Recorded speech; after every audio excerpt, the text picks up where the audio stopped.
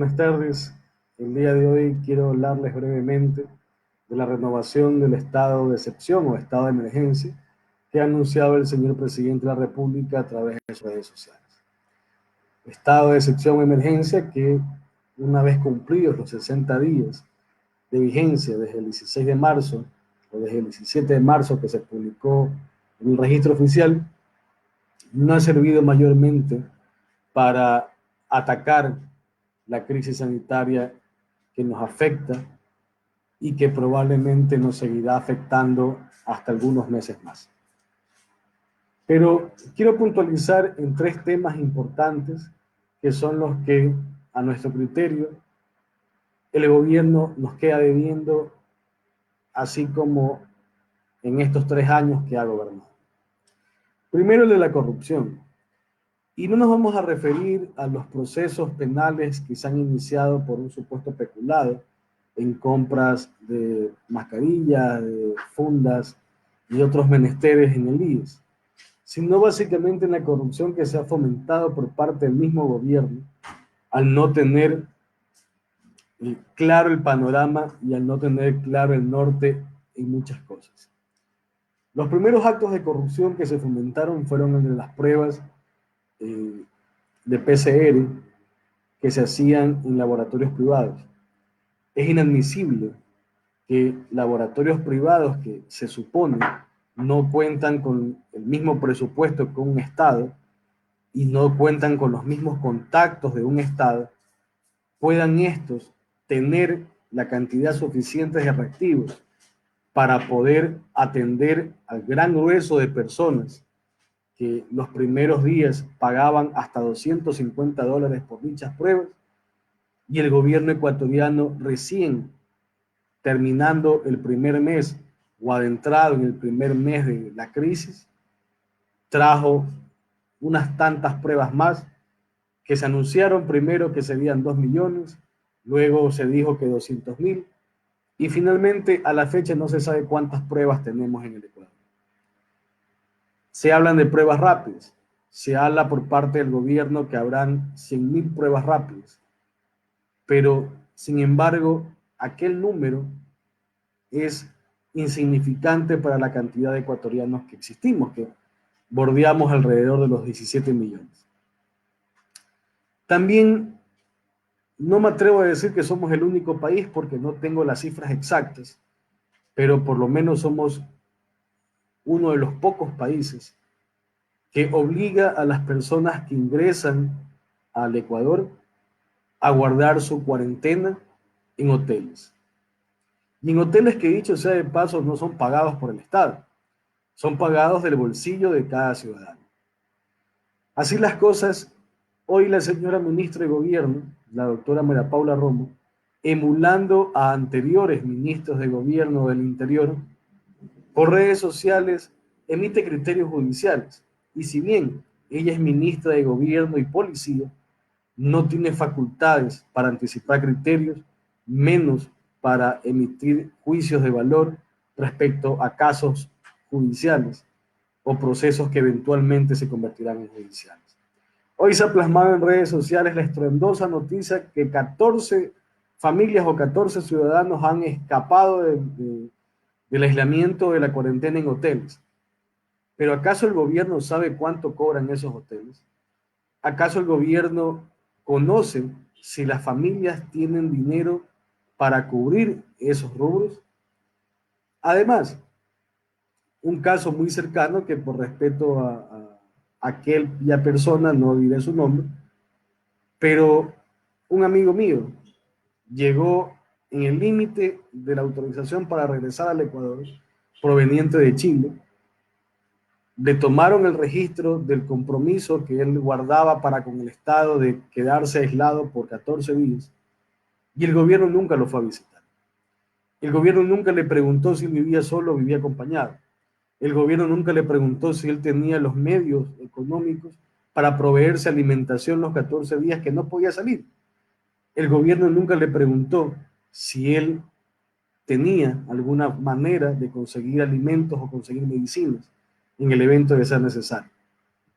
El día 14, el último día, lo llamaron por teléfono y le hicieron 3 preguntas. La primera si estaba vivo, la segunda se había guardado cuarentena y la tercera si es que él era la persona que decía ser. Entonces, cuando el gobierno nos ha defraudado tremendamente, ¿para qué otro estado de excepción?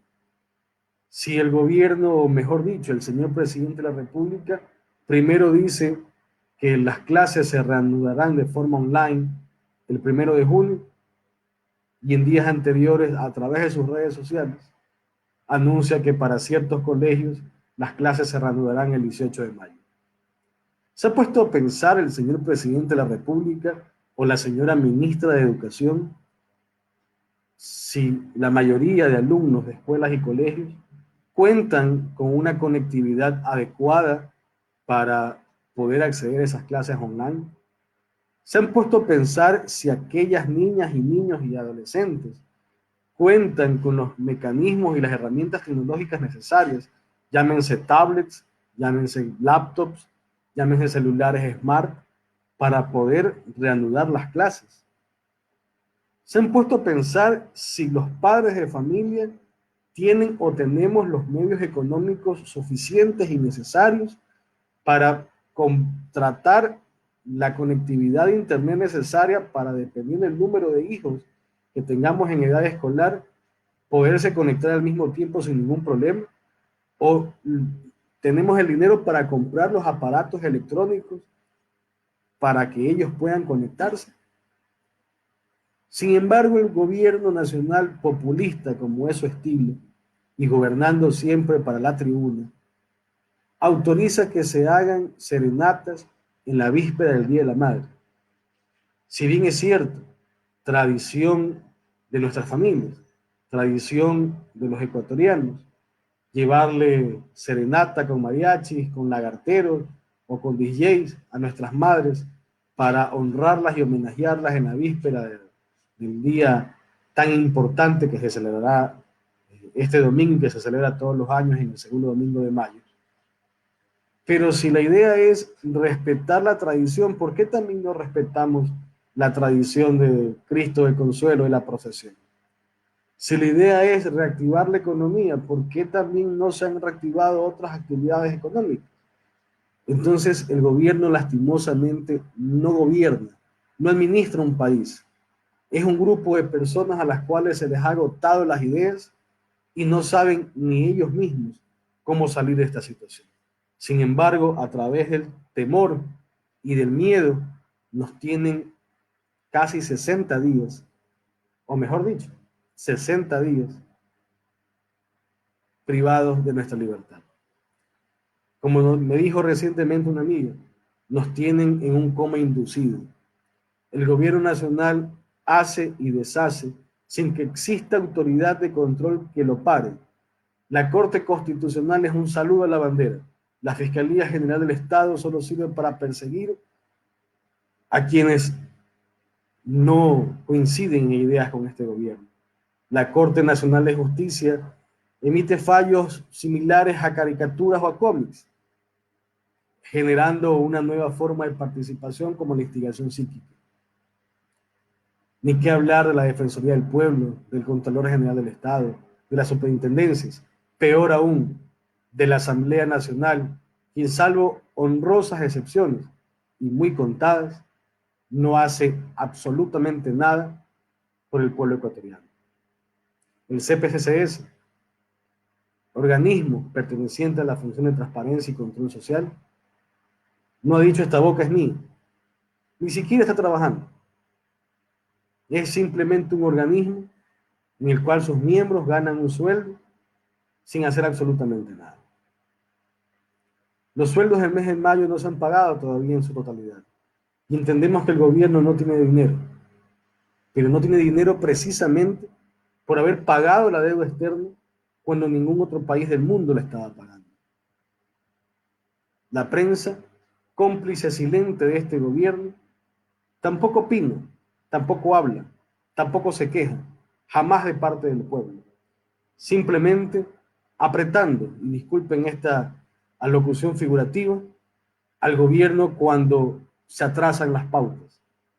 De allí, si tan solamente criticaran con la mitad de la rudeza que criticaban al gobierno anterior, muy probablemente el norte de esta administración gubernamental que le queda un poco más o un poco menos, mejor dicho, de un año, sería distinto. Para finalizar, necesitamos retomar las actividades. El gobierno nacional trasladó la responsabilidad a los municipios de decidir cuándo cambiar de luz del semáforo a cada jurisdicción. Invento entelequia y, discúlpenme, payasada de un semáforo, el cual desde que se lo inventó la señora ministra de Gobierno hace casi un mes, no ha cambiado de color. Para el gobierno central, desde el 4 de mayo estamos todos en amarillo. Para todos los cantones estamos en rojo. La señora alcaldesa de esta ciudad, otra funcionaria que no ha atinado a hacer bien su trabajo, ha dicho que probablemente el 17 de mayo sepamos cuándo pasamos a color amarillo. Tengo muy pocas esperanzas que sea este mes, porque nos tienen con el miedo inoculado. El virus, sin ser epidemiólogo, sin ser médico, pero habiendo leído, investigado y asesorándome de un grupo de médicos de prestigio, conocedores de la materia, por cierto, me han indicado que el virus, como la mayoría de los virus que se transmiten por vía aérea, seguirán en el ambiente, seguirán en el aire. Pasarán muchísimos meses antes que todos seamos inmunes. Pasará muchísimo tiempo antes que exista una vacuna para contrarrestar los efectos del virus. Vacuna que deberá ser aplicada para quienes no hayan podido generar anticuerpos de forma natural. Pero yo les pregunto algo. Si para el gobierno nacional, para el COE, para el Ministerio de Salud, las cifras de los contagiados no las manejan de forma adecuada, en lugar de aumentar, se reducen. Un día dicen una cosa y otro día dicen otra. ¿Cómo llevar una verdadera estadística de cuántos se han infectado, cuántos han generado anticuerpos y cuántos necesitan la vacuna? Y aunque necesitemos todos la vacuna, si para contratar oportunamente unos reactivos no lo hicieron, para contratar una vacuna que probablemente todo el mundo la necesite, Dios sabe cuándo llegará al Ecuador y con qué costos, muy probablemente. Ecuatorianos y ecuatorianos, sin más, solamente recuerden, a inicios de año, el vicepresidente de la República se burlaba del virus. Anunciaba su viaje a China para traer capitales y con bastante ironía y en tono burlesco decía que si se enfermaba, lo recuerden como un héroe que fue a China. Cuando hubo la supuesta paciente cero, se autorizaron encuentros deportivos y eventos masivos. Nos dijeron que el miedo era el peor enemigo y el principal virus. Y en algo tenían razón. El miedo nos tiene aterrados, nos tiene impávidos, nos tiene mudos y callados, nos tiene en un coma inducido en el cual no atinamos a despertar y seguimos soportando este gobierno que no es humano, gobierno que no es empático con el pueblo, gobierno que únicamente busca satisfacer sus intereses. Tendremos 30 días más de toque de queda a partir del 16 de mayo. Esperemos que el 16 o el 15 de junio que fenezca, podamos decir que sirvieron estos 90 días para algo. No está relacionado el estado de excepción con los semáforos. Pueden cambiar a amarillo aún en vigencia del estado de excepción. Sin embargo, por el miedo es muy probable que las ciudades más importantes del país, así como las provincias más importantes, Guayaquil, Quito, Guayas, Pichinche, permanezcan en rojo hasta el 31 de mayo. La función judicial, órgano con el respeto que se merecen quienes trabajan allí, pero no es hacia ellos, es hacia sus cabezas, órgano torpe y vago, que no ha implementado un verdadero cambio en la justicia y hemos perdido 60 días y quién sabe cuántos días más sin que se haya transformado y sin que se haya activado el sistema de justicia.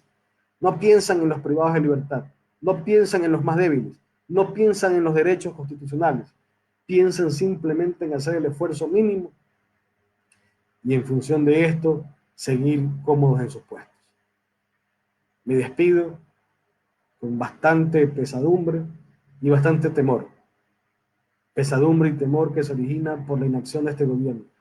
Inacción para favorecer al pueblo ecuatoriano, pero con una perversa actitud de perjudicar día a día los bolsillos y las vidas de los ecuatorianos. Y recuerden una de las últimas frases del himno nacional: y sin nuevas cadenas de paro, la injusticia de bárbara suerte, gran Pichincha prevé tú la muerte de la patria y sus hijos al fin. Viviremos y venceremos. Buenas tardes.